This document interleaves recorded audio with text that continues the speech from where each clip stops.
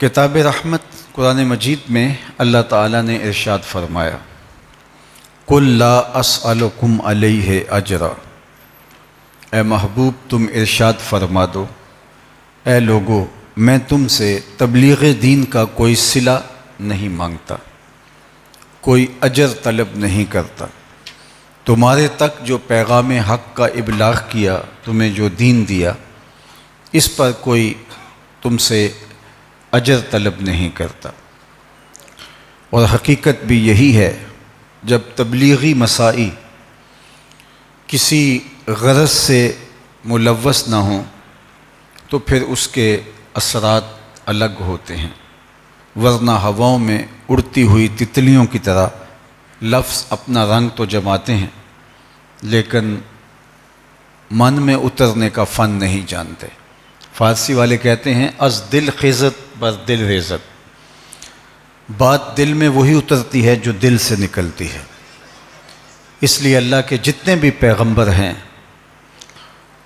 اگرچہ ان کی زندگی خلوص اور للہیت کا عملی نمونہ تھی، لیکن اس کے باوجود تقریباً ہر پیغمبر نے اپنی قوم سے یہ کہا کہ لوگو میں تم سے کوئی اجر طلب نہیں کرتا، بلکہ اللہ نے اپنے پاک بندوں کی مسائی کو ایسے سائے سے بھی محفوظ رکھا۔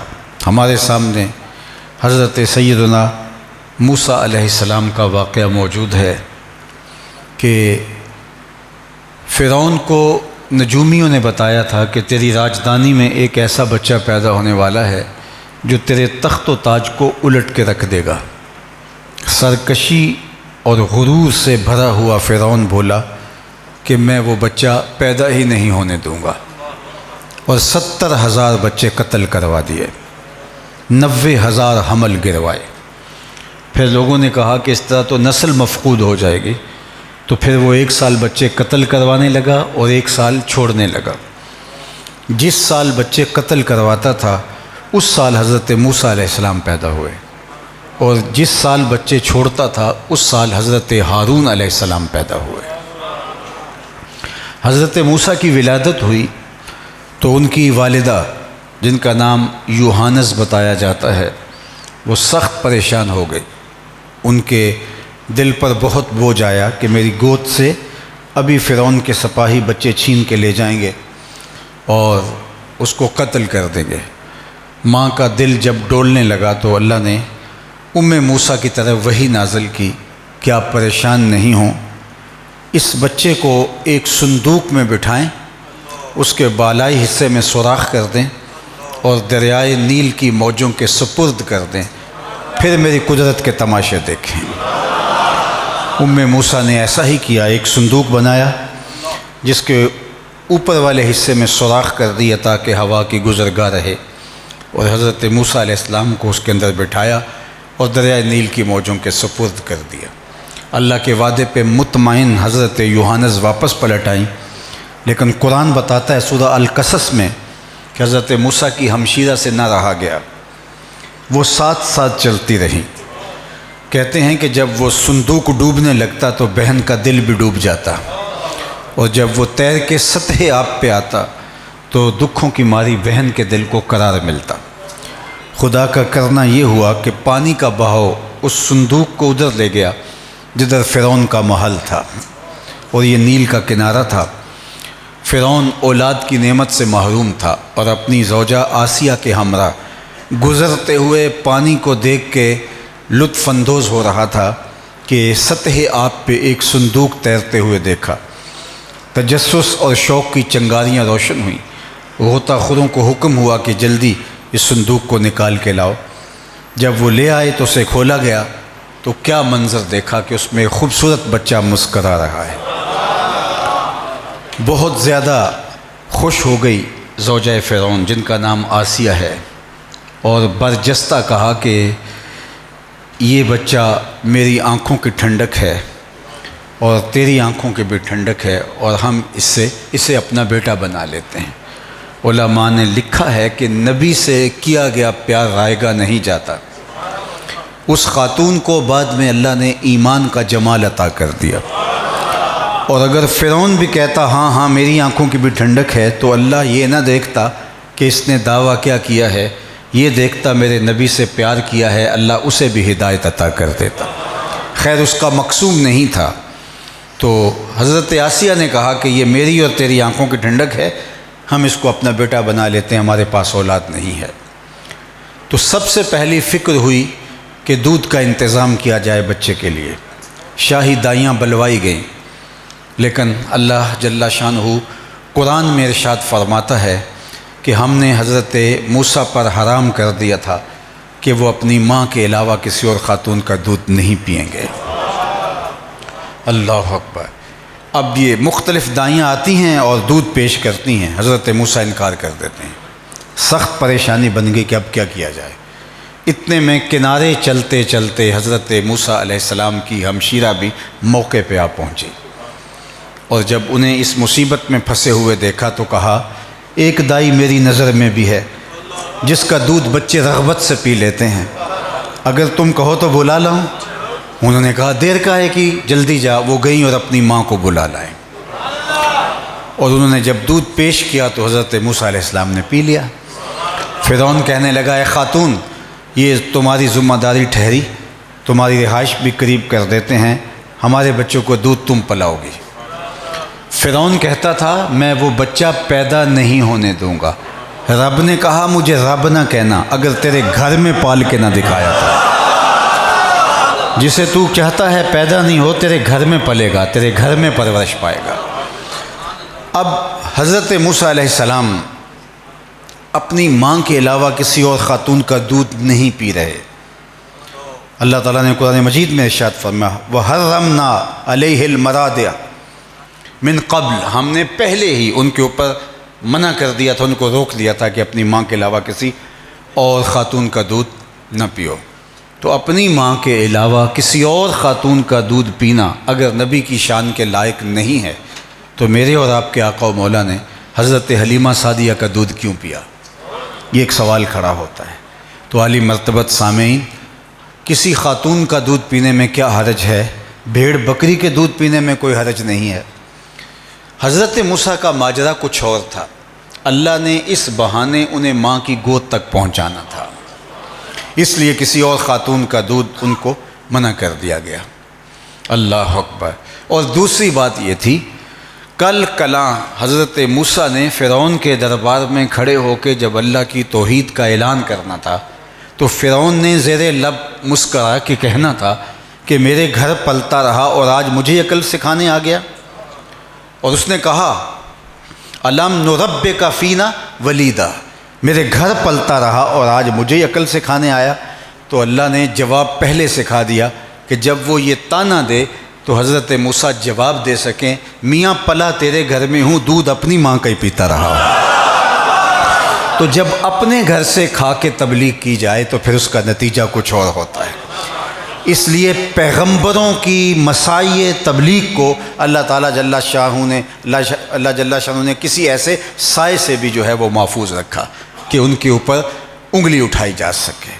تو اللہ کے محبوب علیہ السلام فرمائے لا اسألکم علیہ اجرا، اگرچہ حضور کی زندگی، حضور کے روز و شب اس بات پہ شاہد عدل ہے، حضور کا کردار اتنا روشن، واضح اور غیر مبہم ہے کہ یہ بات جو ہے اس کا شائبہ بھی نہیں ہو سکتا، لیکن پھر بھی حضور کی زبان سے کہلوا دیا تاکہ قیامت تک آنے والے مبلغین کے لیے سند رہے۔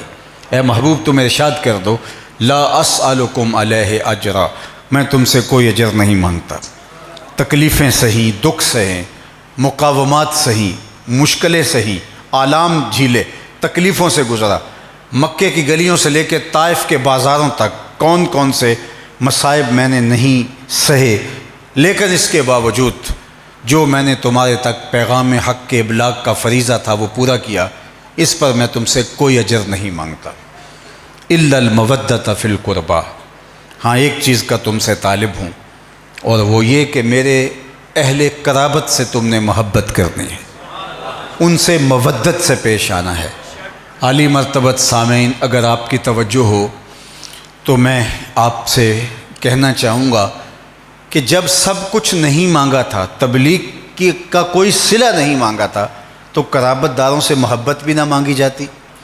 محبت بھی تو صلے اور ستائش کی ایک صورت ہوتی ہے، لیکن یہاں محبت طلب کی گئی۔ تو اس کا جواب یہ ہے کہ حضور نے جو امت سے اپنے قربا کے لیے مودت طلب کی ہے، تو یہ نہ نبی کی ضرورت ہے نہ نبی کے قربا کی ضرورت ہے، بلکہ یہ امت کی ضرورت ہے۔ اگر وہ پیغمبر رحمت صلی اللہ علیہ وآلہ وسلم کی اولاد سے محبت کا رشتہ مستحکم رکھتے ہیں تو ان کے اپنے دین کی حفاظت ہوگی۔ حضرت زید بن ارقم رضی اللہ تعالی عنہ سے معروف روایت جو صحیح مسلم کے اندر موجود ہے، صحیح سند کے ساتھ، فرماتے ہیں کہ اللہ کے محبوب نے ہمیں خطبہ ارشاد فرمایا، اور آقا کریم نے فرمایا انا تارکن فیکم الثقلین، اے لوگوں میں تمہارے اندر دو بھاری چیزیں چھوڑ کے جا رہا ہوں۔ جن چیزوں کو حضور بھی بھاری کہہ رہے ہیں وہ کتنی بھاری ہوں گی؟ میں تمہیں لاوارث نہیں چھوڑ کے جا رہا۔ آج تو کوئی 2 مرلے کی دکان بھی بنائے اور وہ اس کا نظام چل جائے تو وہ چاہتا ہے کہ میرا کوئی جانشین ہو، تاکہ میرے بعد جو ہے وہ یہ کام جو ہے وہ نقصان میں نہ چلا جائے اور میرا کام خراب نہ ہو جائے۔ وہ اپنی ایک چھوٹی سی دکان کو بھی اس کے تحفظ کے انتظام کر کے جاتا ہے۔ حضور نے جو دین دیا تو کیا اپنی امت کو لاوارث چھوڑ کے چلے جاتے؟ فرمایا نہیں، میں تمہیں لاوارث نہیں چھوڑ کے جا رہا، انا تارکن فیکم الثقلین، میں 2 بھاری چیزیں تمہارے اندر، 2 ثقیل چیزیں تمہارے اندر چھوڑ کے جا رہا ہوں۔ اولہما کتاب اللہ فیہ الہدی والنور فخذوا بکتاب اللہ واستمسکوا بہ، ان میں سے سب سے پہلی چیز اللہ کی کتاب قرآن مجید۔ فخذوا بکتاب اللہ، فرمایا اس کو مضبوطی سے پکڑ لو، واستمسکوا بہ، اس سے تمسک اختیار کر لو، اس سے اچھی طرح جڑ جاؤ، اس سے وابستگی، دل بستگی اور تعلق خاطر قائم کر لو۔ فیہ الہدی والنور، اس میں ہدایت ہے، اس میں سراسر اجالے اور روشنیاں ہیں۔ اس کتاب کے ہوتے ہوئے تم گمراہ نہیں ہو سکتے۔ اس کتاب سے جڑ جاؤ گے تو ہدایت پہ گامزن رہو گے، تم کبھی بھی گمراہ نہیں ہوگے۔ ایک اور حدیث حضرت جابر بن عبداللہ رضی اللہ تعالیٰ عنہ سے مروی ہے، اس میں یہ لفظ ہیں لن تدلوا بعدی، میرے بعد پھر تم کبھی بھی گمراہ نہیں ہوگے۔ اس کتاب سے وابستگی، اس کتاب سے جڑ جانا، اس کتاب سے ربط قائم کر لینا، اپنا رشتہ مضبوط کر لینا تمہیں ہدایت پہ گامزن رکھے گا۔ اللہ اکبر، کاش کہ یہ امت اس کتاب سے جڑی رہتی، آج در بدری کی ٹھوکریں اس امت کا مقصوم نہ ہوتی، آج یہ 72-73 گروہوں میں نہ بٹتی، یہ امت ٹکڑے ٹکڑے نہ ہوتی، یہ 56-57 جغرافیائی ٹکڑوں کے اندر تقسیم نہ ہوتی، یہ برادریوں کے اندر اور لسانی گروہوں کے اندر تشتت اور افتراق میں مبتلا نہ ہوتی، اگر یہ امت اس کتاب کے ساتھ جڑی ہوتی۔ آج ہماری پستی، ہماری زبونحالی، ہماری ذلت، ہماری نکبت، ہماری رسوائی اور جو ہماری ہوا کا اکھڑ جانا ہے، اس کا سبب ہے کہ ہم اس کتاب سے اپنے تعلق کو کمزور کر بیٹھے، اس کتاب سے ہمارا ربط مضبوط نہیں رہا۔ میں آپ سے سوال کرتا ہوں اور اپنے آپ سے بھی سوال کرتا ہوں، ماہ سیام کو گزرے ہوئے 4 ماہ بیت گئے ہیں، ان 4 مہینوں کے اندر ہم میں سے کتنے لوگ ہیں جنہوں نے ایک مرتبہ بھی قرآن مجید مکمل پڑھا ہو؟ تو شاید اس پورے مجمع میں انگلیوں پہ گنے ہوئے لوگ ہوں جو یہ کہہ سکیں کہ ہم اس 4 ماہ میں قرآن مجید کو مکمل پڑھا ہے۔ بہت لوگ بیچارے کہیں گے کہ نہیں، ہم سے یہ کوتاہی ہوئی ہے۔ اور میں آپ سے ایک دوسرا سوال کرتا ہوں، کسی کی عمر 50 سال، کسی کی 60 سال، کسی کی 70 سال، کسی کی 40 برس، پہلے 15 برس نکال دیں آپ بلوغت کے قبل سے۔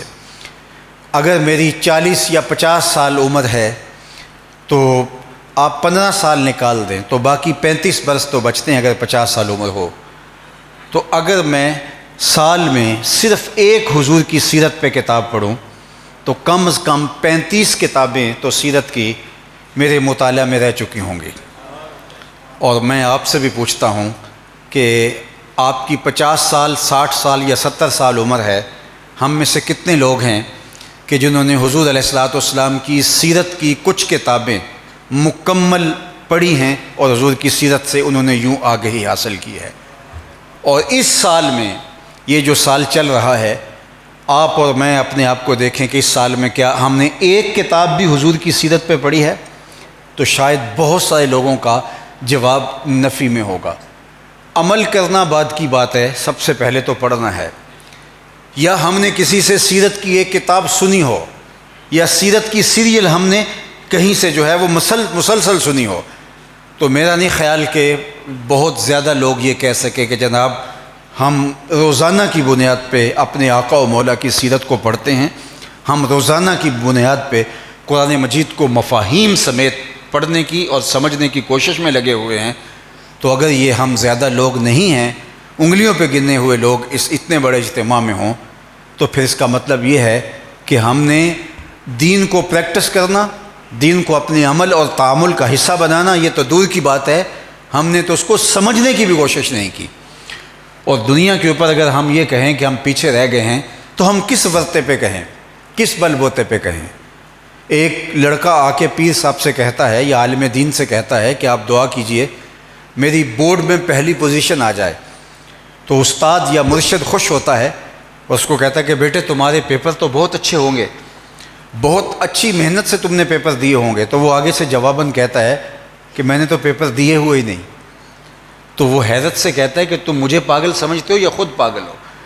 تم نے پیپر دیے ہوئے نہیں اور تم نے جو ہے وہ داخلہ بھیجا نہیں، امتحان تم نے دیا نہیں، اور مجھ سے دعا کروانے آگے ہو کہ بورڈ میں میری پہلی پوزیشن آ جائے. عجیب بات ہے، جب تم نے کچھ کیا ہی نہیں، نہ رات جگہ کاٹے، نہ تم نے محنت کی، نہ راتوں کو جاگ جاگ کے پڑھا، اور نہ تم نے پیپر دیے، اور آرزو رکھتے ہو کہ میری سب سے جو ہے وہ آگے پوزیشن ہو، تو یہ ای خیال است و محال است و جنو، یہ کچھ نہیں ہو سکتا. آج یہ امت کہتی ہے کہ دنیا کے اوپر ہم سب سے پیچھے رہ گئے، ہم سب سے آگے کیوں نہیں ہیں؟ تو امت سے سوال کیا جائے گا تم نے آگے آنے کے لیے دنیا کی دوڑ کے اندر اپنا کردار کہاں شامل کیا ہے؟ تم نے کیا ہے کہ تم یہ کہو کہ ہم دنیا میں آگے کیوں نہیں آئے؟ محنت کی ہوتی، کوشش کی ہوتی، ہوم ورک کیا ہوتا، رت جگہ کاٹے ہوتے، تم نے شدید محنت شاقہ کی ہوتی، پھر پیچھے رہ جاتے. تو پھر تو سوال بھی بنتا تھا تم نے کیا ہی کچھ نہیں اور دنیا سے پیچھے رہ گئے ہو تو اور کیا ہوتا؟ اس کا رزلٹ تو یہی ہے. آج ہمارا مسئلہ یہ ہے کہ ہم پرلے درجے کے نکھٹو ہیں اور کہتے ہیں کہ دنیا کے اوپر سب سے اوپر ہمیں ہونا چاہیے. ایسا کبھی نہیں ہوتا. تن مردہ سے بیزار ہے حق، خدائے زندہ زندوں کا خدا ہے. اگر محنت کافر بھی کرے گا تو اللہ اس کو بھی کامیابی عطا کرے گا، چاہے اس کی کامیابی صرف دنیا کے اوپر ہی منحصر ہے، آخرت میں اس کا کوئی حصہ نہیں ہے. لیکن یہ نہیں ہو سکتا کہ دو آدمی پانی میں چھلانگ لگا دیں، ایک تیرنا جانتا ہو اور ایک نے تیراکی سیکھی نہ ہو، اور جس نے تیراکی سیکھی ہی نہیں ہے تو وہ کہے کہ وہ ڈوب جائے اور میں پار لگ جاؤں اس لیے کہ میں مسلمان ہوں. وہاں اگر چھلانگ لگائی گئی تو جو تیرنا سیکھا ہے، جس نے جو تیراکی جانتا ہے، وہی کنارے لگے گا، چاہے وہ کافر ہو چاہے وہ مسلمان ہو. تو ہم سمجھیں کہ ہم اس دنیا کے اوپر مغلوب کیوں ہو گئے ہیں. ہم کیسے ہو سکتے تھے مغلوب؟ میاں جو ہم نے کیا ہے اس کا نتیجہ مغلوبیت ہی تھا، اور وہ مغلوبیت ہم بھگت رہے ہیں.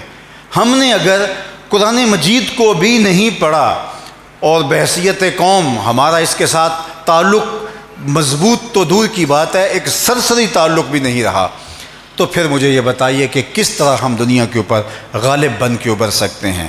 تو یہ اللہ جل شانہ کا ضابطہ ہے، اس کا قانون ہے. اقبال نے جب شکوے کی زبان کھولی تو لہجہ بہت تلخ ہو گیا، حتیٰ کہ آپ جانتے ہیں فتویٰ بھی توجہ پذیر ہوا. صفائے دہر سے باطل کو مٹایا ہم نے، یہ اقبال کا لہجہ شکوے میں ہے.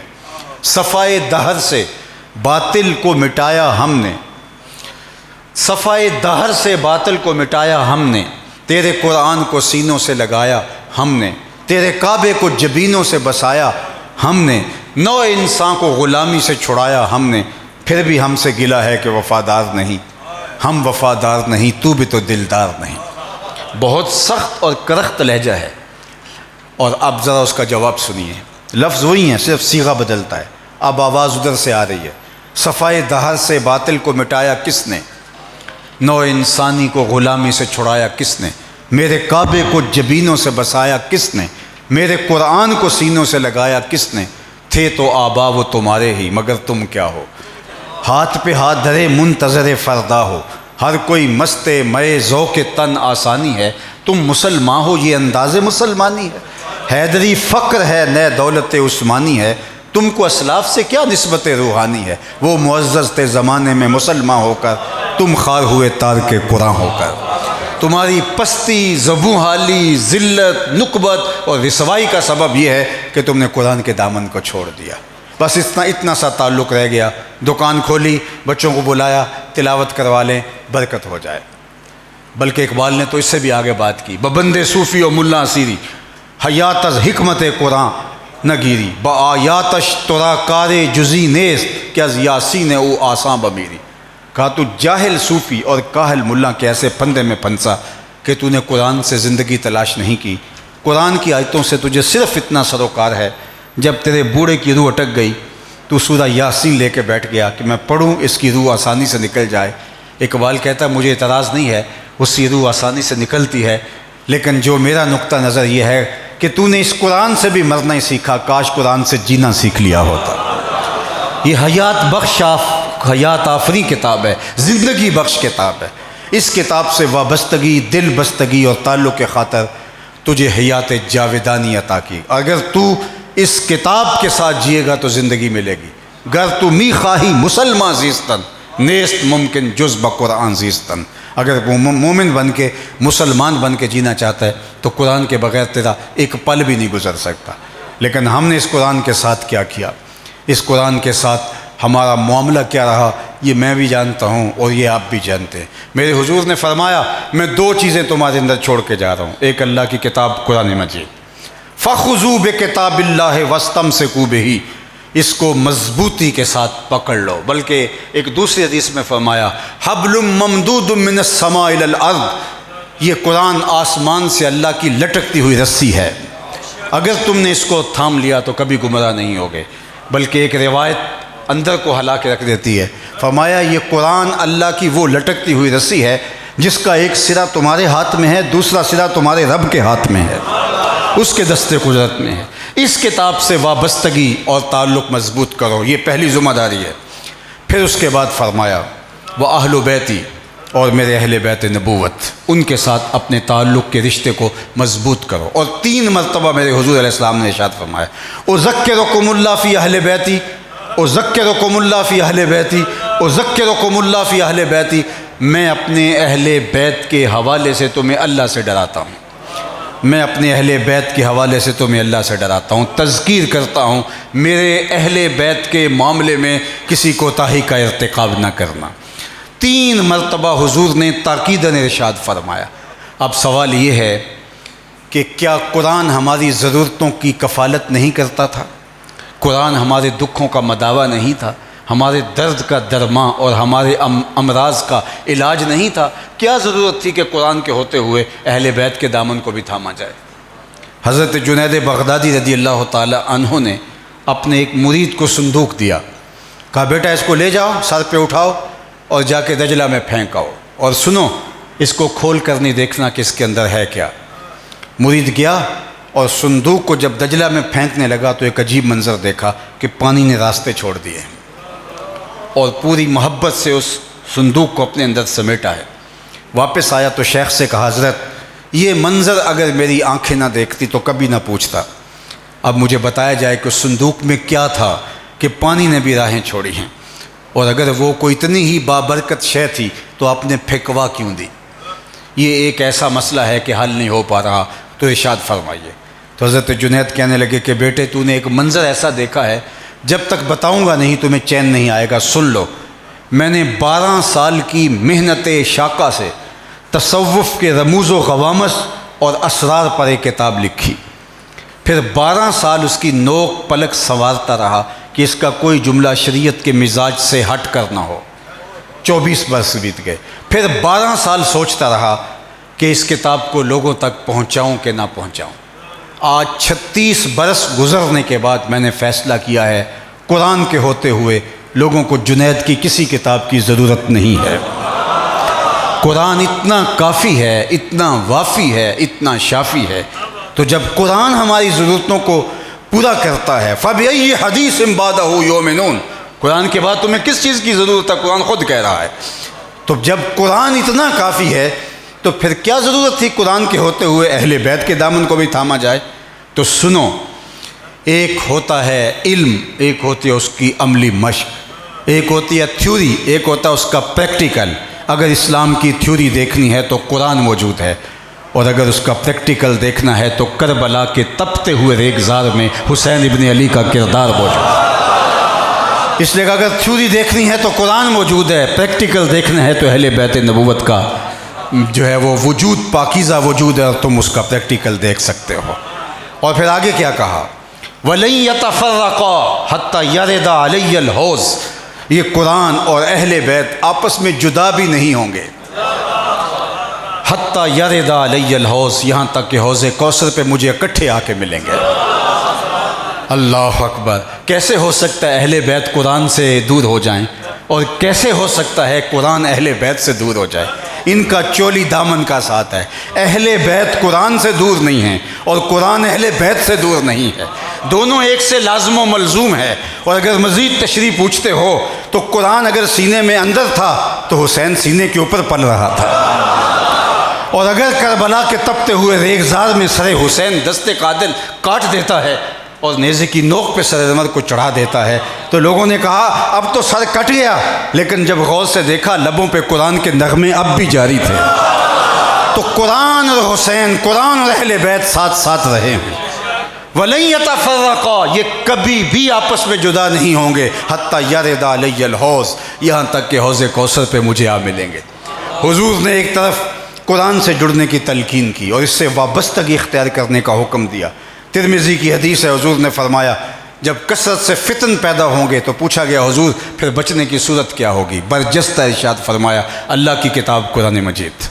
اس سے وابستگی اختیار کرنے کا حکم دیا، بلکہ ارشاد فرمایا اگر تمہارا رب سے باتیں کرنے کو جی چاہے تو قرآن کھول کے بیٹھ جاؤ، یہ رب سے ہم کلام ہونے کا ذریعہ ہے، یہ قربت الہی کے حصول کی ضامن کتاب ہے۔ اللہ اکبر! حضرت امام احمد بن حنبل کہتے ہیں میں نے اللہ سے اس کی محبت کا مطالبہ کیا، مالک میں تیری محبت کا طالب ہوں۔ کہا مجھے اتنی محبت عطا کر دی گئی کہ مجھے زوال عقل کا اندیشہ ہو گیا، اس قدر مجھے اس نے اپنی محبت کا جمال دے دیا۔ تو پھر میں نے دوسرا سوال کیا، مالک میں تیری قربت چاہتا ہوں، جواب آیا قرآن پڑھا کرو، میری قربت چاہتے ہو تو قرآن پڑھا کرو، بلکہ حضور کی قربت کا ضامن بھی قرآن ہے۔ علامہ اقبال نے جو ہے وہ نیاز بیگ کے نام جو خط لکھا تھا اس کے اندر لکھا کہ اگر قرآن مفہوم سمیت ترجمے اور تفسیر اور توضیحات سمیت تمہیں نہیں بھی پڑھنا آتا تو خالی ناظرہ قرآن پڑھا کرو، خالی ناظرہ قرآن پڑھنے سے قلب کا تعلق قلب محمد سے جڑ جاتا ہے صلی اللہ علیہ وآلہ وسلم۔ تو یہ قرآن قربت رسول کا ضامن بھی ہے اور یہ قرآن قربت الہی کا ضامن بھی ہے۔ تو ایک طرف قرآن کے ساتھ جڑنے کی تلقین کی اور دوسری طرف اہل بیت کے ساتھ جڑنے کی تلقین کی۔ میں صرف دو روایات عرض کر کے اپنی گفتگو کو سمیٹ لوں گا۔ اسامہ بن زید بن حارثہ رضی اللہ تعالی عنہ اس حدیث کے راوی ہیں، اور حضرت اسامہ حضرت زید کے فرزند ہیں، حضور کے آزاد کردہ غلام اور منہ بولے بیٹے۔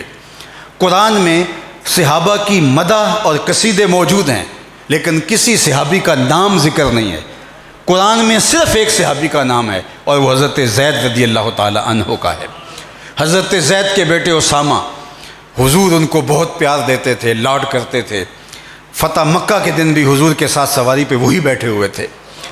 وہ حضور سے بہت بے تکلف بھی تھے، حضور کے پاس جب بھی کوئی حاجت ہوتی عرض کرتے، حضور کے پوتوں کی جگہ پہ تھے چونکہ اسامہ کو حضور نے بیٹا بنایا تھا۔ اللہ اکبر! تو حضرت اسامہ کہتے ہیں مجھے ایک دن حضور سے کوئی حاجت تھی، کوئی کام تھا اور رات کا ایک پہر بیت گیا تھا، تو میں چونکہ حضور کی خدمت میں چلا جاتا تھا تو میں حضور کی خدمت میں چلا گیا۔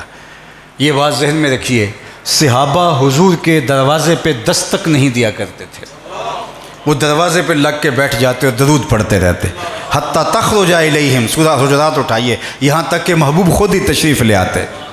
اللہ اکبر! اور اگر صحابہ کو حضور کی دہلیز پہ دستک دینے کی نوبت آ جاتی، امام بخاری ادب المفرد میں روایت لائے ہیں کانت تکرہ ابواب النبی بالاظافر، پھر صحابہ اپنی انگلیوں کے پوروں کے ساتھ حضور کی دہلیز پہ دستک دیتے۔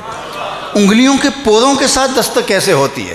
تو مولا علی قاری فرماتے ہیں اے دربن خفیفن و دکن لطیفن تعظیمن و تکریمن و تشریفن، یہ سب کچھ حضور کی عزت افزائی کے لیے تھا۔ ساغر نے کہا تھا میں نے پلکوں سے در یار پہ دستک دی ہے، میں وہ سائل ہوں جسے کوئی صدا یاد نہیں۔ اس نے تو شاعرانہ تخیل باندھا ہے، عملاً تو در حبیب پہ یوں دستک نہیں دی ہوگی، لیکن صحابہ نے تو دے کے دیکھائی۔ حضور کے دروازے پہ حضرت اسامہ جاتے ہیں اور عرض گزار ہوتے ہیں۔ رات کا چونکہ کہ پہر گزر چکا تھا اور حضور لیٹ چکے تھے، تو جو ہی انہوں نے حضور سے عرض کیا تو حضور تشریف لے آئے۔ کہتے ہیں جب حضور تشریف لائے تو چادر کی بکل کی ہوئی تھی حضور نے۔ میں نے حضور سے حاجت کہی، حضور نے میری حاجت پوری فرما دی۔ لیکن میں نے جو منظر دیکھا وہ یہ تھا کہ جو چادر کی بکل کی تھی اس کے اطراف میں ابھار تھے، تو مجھ سے نہ رہا گیا، میں نے پوچھ لیا، میں نے کہا حضور یہ اطراف میں کیا ہے؟ تو حضور نے کچھ بتانے کی بجائے فکشفہ، چادر کوئی کھول دیا۔ تو حضرت اسامہ کہتے ہیں میں نے دیکھا فائز الحسن والحسین علی ورقہ، تو ایک پہلو میں حضرت امام حسن لپٹے ہوئے تھے، ایک سے امام حسین لپٹے ہوئے تھے، اور حضور نے فرمایا یہ میرے بیٹے ہیں، یہ میری بیٹی کے بیٹے ہیں، اے اللہ میں ان سے پیار کرتا ہوں، تو بھی ان سے پیار کیا کر، اور جو ان سے پیار کرے مالک اس سے بھی پیار کیا۔ اور حضرت حذیفہ بن یمان رضی اللہ تعالی عنہ سے دوسری روایت سنیے، حضور نے کیسے ان کی عظمتوں کے قصیدے لوگوں کے سامنے رکھے تاکہ ان کے ساتھ لوگوں کی محبت کا رشتہ مستحکم ہو۔ حضرت حذیفہ بن یمان صاحب و سر رسول اللہ صلی اللہ علیہ وآلہ وسلم، حضور کے رازدان۔ اللہ کے محبوب کا طریقہ یہ تھا کہ جب کوئی راز کی بات کہنی ہوتی تو حضرت حذیفہ سے کہتے۔ مختلف صحابہ کو مختلف اعزازات دیے ہوتے تھے۔ صاحب الوسادہ ایک صحابی تھے، وہ حضور کا تکیہ اٹھاتے تھے، ساتھ چلتے تھے۔ ایک تھے صحابی صاحب النالین، اللہ اکبر، جو حضور کے نالین اٹھایا کرتے تھے۔ اللہ اکبر، حضور نالین اتارتے وہ تھام لیتے، جو حضور واپس آتے تو نالین پیش کرتے۔ کیا خوش نصیب ہیں ذرے اس خاک کے تابندہ ستارے ہوں گے جس جگہ آپ نے نالین اتارے ہوں گے۔ اور کیا کسی نے کہا کہ ان کے نالین کو پیوند لگانے والے کعبہ قوسین کی منزل کا پتہ دیتے ہیں۔ اور ایک صحابی ہیں اصلح بن شریک رضی اللہ تعالی عنہ، ان کا کام کیا تھا؟ حضور کے ساتھ سفر میں ہوتے، جب پڑاؤ کیا جاتا تو یہ حضور کی سواری کا کجاوا اتار لیتے، جب دوبارہ چلنا ہوتا تو کجاوا کس دیتے، بس اسی مقصد کے لیے ساری زندگی گزری۔ ایک دن سفر میں تھے اور سردیوں کا موسم تھا، انہیں رات غسل کی حاجت ہو گئی۔ صبح جب اٹھے تو پانی اتنا ٹھنڈا تھا، انہیں لگا کہ اگر میں اس پانی سے غسل کیا تو کہیں میں بیمار نہ پڑ جاؤں، تو کہیں سے لکڑیاں جمع کر کے لائے اور پانی گرم کرنے لگے۔ اتنے میں قافلے کے کوچ کے لمحے آ گئے، تو ایک انصاری صحابی کو کہا کہ آج حضور کی سواری کا کجاوا آپ کس دیجئے، اور خود پانی گرم کر کے غسل کر کے سواری پہ بیٹھے، اور حضور کا قافلہ جا چکا تھا تو پیچھے پیچھے چلے۔ جب ان کی سواری حضور کے قریب آئی تو آقا کریم نے ان کی جانب مسکرا کے دیکھا اور فرمایا اصلح آج کیا بات ہے، کجاوا بدلا بدلا سا لگتا ہے، تمہارے ہاتھ کا کسا ہوا نہیں لگتا۔ تو حضرت اصلح بن شریک نے جو جواب دیا وہ سنیے۔ انہوں نے کہا حضور میں نے کسا بھی نہیں ہے، یہ تو فلاں انصاری صحابی نے کسا ہے۔ فرمایا کیوں؟ عرض کی حضور میں پاکیزگی میں نہیں تھا، میں وضو اور طہارت پہ نہیں تھا، اور میں نے گوارا نہیں کیا جن لکڑیوں نے آپ کے بدن کو چھونا ہے ان کو بھی بے وضو ہاتھ لگایا جائے۔ یہ ان کی محبت کا عالم ہے۔ اللہ اکبر۔ تو میں عرض کرنے لگا تھا کہ حضرت حذیفہ حضور کے رازدان تھے، حضور کوئی راز کی بات کرتے تو حضرت حذیفہ بن یمان سے کرتے۔ یہ حضور کے ساتھ دن کے اوقات میں شام تک حضور کے ساتھ ہوتے، لیکن ماں بوڑھی بھی تھی اور بیمار بھی، تو شام کے وقت یہ گھر چلے جاتے، لیکن ان کی خواہش تھی کہ میں حضور کے پیچھے جہری نمازیں پڑھوں۔ سری نمازیں تو پڑھتے تھے ظہر اور عصر، لیکن مغرب عشاء میں تو حضور قرات کرتے تھے، اور جب صاحب قرآن خود قرآن پڑھے، حضرت ابو موسیٰ اشعری رضی اللہ تعالیٰ عنہ کہتے ہیں ایک دن فجر کی نماز تھی، حضور تھے اور سورہ والضحیٰ کی تلاوت تھی، کہا ابھی تک نشہ ہی نہیں اترتا۔ اللہ اکبر۔ کہتے ہیں کہ میں چاہتا تھا حضور کے پیچھے نمازیں پڑھوں، اب ماں کی خدمت آڑے آتی، تو میں نے ایک دن ماں کو لالچ دی، بہت بڑی لالچ۔ میں نے کہا امی اگر آپ مجھے اجازت دیں تو میں مغرب کی نماز حضور کے پیچھے پڑھتا ہوں، اور پھر جب نماز پڑھ لوں گا تو حضور سے عرض کروں گا کہ حضور میری ماں کے لیے اور میرے لیے مغفرت کی دعا کر دیجئے۔ ماں نے کہا سودا اچھا ہے، جاؤ میں گزارا کر لوں گی، تم جاؤ۔ ماں نے اجازت دے دی۔ حضرت حذیفہ آئے، حضور کے پیچھے نماز پڑھی، سلام پھرا تو یہ عرض کرنا چاہ رہے تھے حضور میرے لیے اور میری ماں کے لیے بخشش و مغفرت کی دعا کر دیجئے۔ لیکن حضور نوافل میں اور رات میں مشغول ہو گئے، تو یہ آرزو رکھنے کے باوجود عرض نہ کر سکے۔ تھوڑا سا حضور کو فرصت ہوتی تو یہ آگے بڑھتے، لیکن حضور پھر مشغول ہو جاتے، حتیٰ کہ عشاء کی اذان ہونے لگی۔ تو حضور نے نماز پڑھائی، سلام پھرا، تو یہ پھر سوچنے لگے کہ ایک نماز کی چھٹی لے کے آیا تھا، نمازیں بھی 2 ہو گئی، اور ماں سے وعدہ کیا تھا کہ حضور کو ملوں گا اور کہوں گا میرے لیے اور میری ماں کے لیے مغفرت کی دعا کر دیجئے۔ تو اب نمازیں 2 ہو گئی، ابھی تک کروانی، اور میں سوچ ہی رہا تھا کہ حضور اٹھے اور حجرہ انور کی جانب بڑھ گئے۔ اب میں حضور کے پیچھے چل پڑا، غیر ارادی طور پہ فرماتے ہیں میرے قدموں کی آہٹ تیز ہو گئی، رفتار تھوڑی تیز ہو گئی اور قدموں کی آہٹ پیدا ہوئی۔ تو جب میرے قدموں سے آہٹ پیدا ہوئی تو حضور رخ پھیرے بغیر فرمایا من ھذا، میرے پیچھے پیچھے کون آ رہا ہے؟ پھر خود ہی کہا حذیفہ تو نہیں؟ کل تو نام، میں نے کہا جی حضور میں حذیفہ ہوں، اور میری آرزو تھی کہ ابھی حضور رکیں اور میں مدعا عرض کروں۔ کل تو نام، میں نے کہا جی حضور میں حذیفہ ہوں۔ تو حضور نے فرمایا ما حاجتوں کا غفر اللہ لک ول امک، اللہ تجھے بھی بخش دے، تیری ماں کو بھی بخش دے، کیا کام ہے، کس کام آئے ہو؟ اب کہتے ہیں میں کام کیا بتاتا، وہ تو جنبش لب سے پہلے ہو گیا، وہ تو بند لبوں کی بولیاں بھی سمجھتے ہیں، میں تو ابھی کچھ کہا بھی نہیں تھا، دل کی دھڑکنوں کو سن لیا مصطفیٰ نے۔ کہا ما حاجتوں کا غفر اللہ لک ول امک، اللہ تجھے بھی بخش دے، تیری ماں کو بھی بخش دے، کس کام آئے ہو؟ تو کہتے ہیں کام کیا بتاتا، وہ تو ہو گیا۔ پھر حضور نے فرمایا حذیفہ سنو، ابھی ایک فرشتہ آیا ہے جو آج سے قبل دھرتی پر کبھی نہیں آیا، اور یہ 2 کام کرنے آیا ہے اللہ سے اجازت لے کر۔ ایک تو مجھے سلام کرنے آیا ہے، اور ایک خوشخبری دینے آیا ہے کہ آپ کی بیٹی فاطمہ جنتی عورتوں کی سردار ہے، اور حسن اور حسین جنتی جوانوں کے سردار ہیں۔ ان کی عظمتوں کو بیان کیا، لوگوں کے سامنے رکھا کہ یہ کس عظمت اور کس رفت کے عالی مقام پہ فائز المرام ہے، تاکہ امت ان کی عظمت کو سمجھے اور معمولی کوتاہی کا ارتکاب بھی نہ کرے۔ کبھی حضور ممبر چھوڑتے ہیں اور خطبہ چھوڑ کر کے شہزادے کو لینے کے لیے ممبر سے نیچے اترتے ہیں، کبھی شہزادہ حضور علیہ السلام کے کندھوں پہ آتا ہے، کبھی حضور سجدے میں ہوتے ہیں، امام حسین حضور کی پشت پہ بیٹھ جاتے ہیں، اور حضور کے صحابہ کہتے ہیں ہمیں لگا کہ کہیں روح تو قبض نہیں کر لی، اتنا سجدہ طویل کبھی نماز میں، جماعت والی نماز میں نہیں ہوا تھا، لیکن ہم نے دیکھا کہ حضور کی پشت کے اوپر حسین ابن علی بیٹھے ہوئے ہیں۔ کبھی حضور فرماتے ہیں کہ حسین تم منہ کھولو، اور وہ منہ کھولتے ہیں، حضور اپنی زبان ان کے منہ میں ڈال دیتے ہیں، اور حوض کوثر کے چشمے جاری ہو جاتے ہیں۔ کیا محبت دی، کیا پیار دیا۔ کبھی بولے حسین منی وانا من حسین، حسین مجھ سے ہے اور میں حسین سے ہوں۔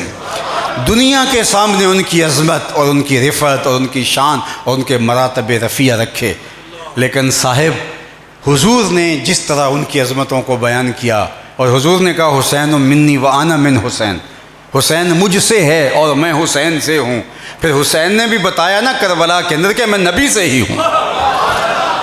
برستے ہوئے تیروں کے درمیان نیزے، بھالے اور انیاں اور برستے ہوئے تیر، لیکن پائے استقلال میں لغزش اور لرزش نہیں آنے پائی۔ ایک تو وائزین کا سٹائل ہوتا ہے، لیکن جو محتاط روایات ہیں وہ یہ ہیں کہ آپ کے جسم پر 33 زخم تلواروں کے اور 34 گھاؤ نیزوں کے، اور جب آپ کا پیراہن اتارا گیا تو 113 سوراخ تیروں کے تھے۔ اتنے تیر جسم میں پیوست ہیں، اتنے نیزے اور اتنی انیاں، بلکہ بعض انیاں آپ کے جسم میں ٹوٹ چکی تھی، نیزے آپ کے جسم میں ٹوٹ چکے تھے۔ اس حالت کے اندر گھوڑے کی زین سے جب فرش زمین پہ آتے ہیں، یہ وہ حسین ہے کہ سجدہ قضا نہیں ہونے پاتا، اور آپ جانتے ہیں کہ دست قاتل سر حسین اس وقت کاٹتا ہے جب سجدے میں سر جھکا ہوا ہے۔ آئیے حضور کی ایک حدیث سنتے ہیں۔ عرفات کے میدان میں ایک حاجی لبیک اللہم لبیک پکارتے ہوئے آ رہا تھا کہ وہ اونٹ سے گر پڑتا ہے اور گردن کی ہڈی ٹوٹ جاتی ہے اور موقع پہ ڈیتھ ہو جاتی ہے۔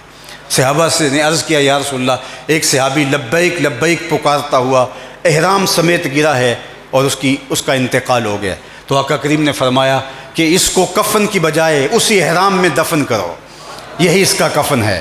اور آقا کریم نے فرمایا کہ کل قیامت کے دن جب یہ اٹھایا جائے گا ملبین، تو اس کے لبوں کے اوپر تلبیہ ہوگا، یہ لبیک لبیک پکارتا ہوا اٹھے گا۔ تو تو حدیث کا نتیجہ ہوا کہ جو جس حالت میں فوت ہوتا ہے اسی حالت میں اٹھایا جاتا ہے۔ اب سنو، حسین ابن علی کا سر انور سجدے میں کاٹا گیا تو حسین تو آج بھی سجدے میں ہے، اور کل قیامت کے دن لوگ قبروں سے اٹھائے جائیں گے، حسین سجدے سے اٹھایا جائے گا۔ سر حسین سجدے میں کٹا، اور پھر جب سر انور کاٹ لیا گیا اور سر نیزے کی نوک پہ چڑھا دیا گیا تو رخ یہ تھا کہ کٹی ہوئی گردن کا رخ آسمان کی طرف اور پیشانی کا رخ زمین کی طرف۔ ایک شاعر نے تخیل باندھا، بآں کے سر نیزے پہ اور سوئے زمین ہے روح، یعنی سجدہ ثانی کی ہے آرزو۔ حسین ابن علی کی پیشانی میں اب بھی دوسرے سجدے کی آرزو مچل رہی ہے کہ رکعت کے 2 سجدے ہوئے ہیں، ایک سجدہ ہوا ہے دوسرا بھی نہیں ہوا، تو حسین کی پیشانی میں سجدے ٹپک رہے ہیں۔ یہ ہیں حسین ابن علی۔ لوگ سر بچانے کے لیے ظالم کے ہاتھوں میں ہاتھ دے دیتے ہیں، امام حسین نے ہاتھ بچانے کے لیے سر دے دیا۔